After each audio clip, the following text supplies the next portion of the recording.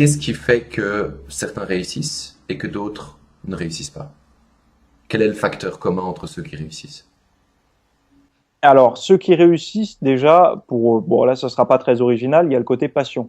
C'est-à-dire que la personne, plus elle est passionnée, plus elle va chercher à comprendre, plus elle va chercher à s'analyser, plus elle va chercher à s'interpréter par rapport au phénomène qu'elle verra. J'ai la forme, j'ai pas la forme, je fais de la rétention d'eau, je fais pas de rétention d'eau, etc.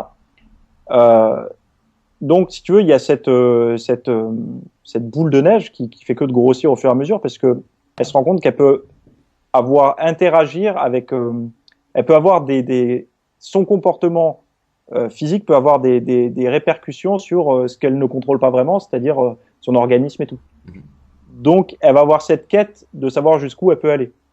C'est-à-dire, ok, là, je me sentais mieux si je mangeais ça. Donc, si j'en mangeais un peu plus, est-ce que je serais encore mieux? Ou est-ce qu'il y a un seuil à pas dépasser? Donc, tu vois, ça va être une quête d'expérience, si tu veux, qui va l'amener facilement à 1 an, 2 ans, 3 ans de pratique. Oui. Et sans s'en rendre compte, elle aura acquis beaucoup de connaissances, surtout sur elle-même, mais aussi en règle générale, puisqu'elle lira que, par exemple, ce qu'elle jugeait très bien pour elle, elle lit partout que c'est pas bien du tout. Donc elle se dit, oh là, et ça veut dire qu'il y a des différences. Donc, si tu veux, elle va avoir son expertise dans le domaine va grossir, donc elle va de plus en plus se passionner, quoi, et puis avancer. Donc ça, c'est le premier point.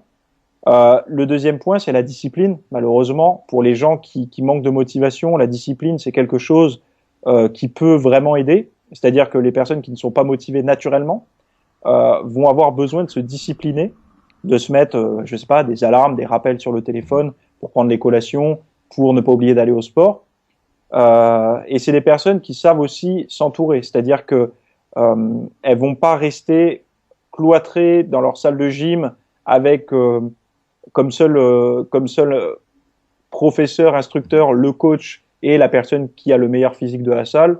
Elles vont essayer de communiquer avec d'autres personnes passionnées, quitte à faire du Skype, comme on est en train de faire là, pour essayer de comprendre, aller sur les forums et tout.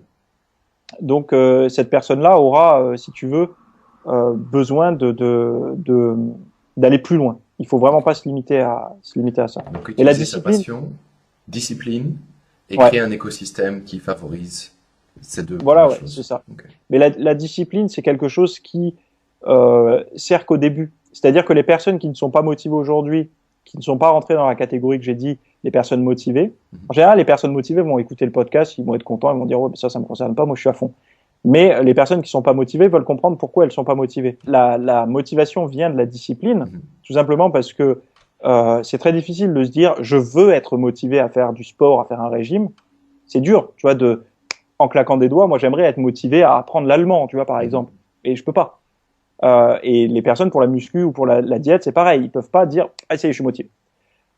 Par contre, ce qu'ils peuvent faire, c'est se discipliner, c'est-à-dire prendre des bonnes habitudes pendant 15 jours, 3 semaines, 1 mois, et au bout d'un moment, ça va devenir un automatisme, et plus l'automatisme va être pris facilement par justement cette discipline, plus les résultats vont arriver, parce qu'il va y avoir cette durée, si tu veux.